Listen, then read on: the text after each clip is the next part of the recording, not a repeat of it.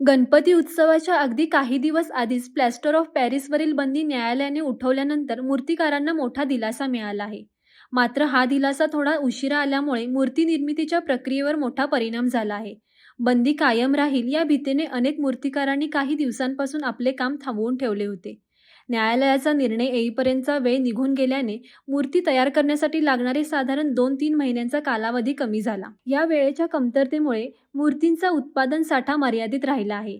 त्याचबरोबर गणेशोत्सवासाठी बाजारात मागणी मोठ्या प्रमाणावर असल्याने मूर्तीच्या किमतींमध्ये लक्षणीय वाढ झाली आहे.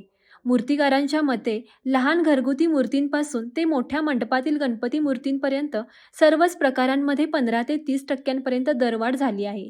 ही दरवाढ आणि मर्यादित साठा यामुळे ग्राहकांसाठी मूर्ती मिळवणे आव्हानात्मक ठरू शकते. यामुळे जरी पीओपीवरील बंदी उठवण्याचा निर्णय मूर्तिकारांसाठी आनंदी ठरला असला तरी त्याचा प्रत्यक्ष लाभ या वर्षीच्या गणपती उत्सवात पूर्णपणे मिळणार नाही.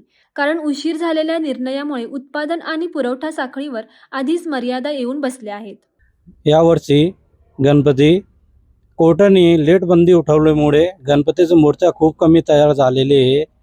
त्याच्यामुळे लेट बंदी उठल्यामुळे आहे ना मला काम करायला वेळ खूप कमी भेटलं आहे. त्याच्यामुळे मूर्त्याचं प्रोडक्शन कमी झालेले आहे. कमी झालेल्या मूर्त्यामुळे आहे ना यंदा गणपतीचं मूर्त्या थोडेसं महाग राहणार आहे. त्या महागाई दर कमीत कमी 20 ते 30% वाढ होणार आहे. आणि त्याच्यात आमचे वेगळे वेगळे प्रकारच्या मूर्त्या राहते, जसे की जय मल्हार, शेषनाग, महादेवाचे, अयोध्या, दगडूशेठ, लालबाग या सर्व प्रकारच्या मूर्त्या बनवलेल्या आहे आम्ही.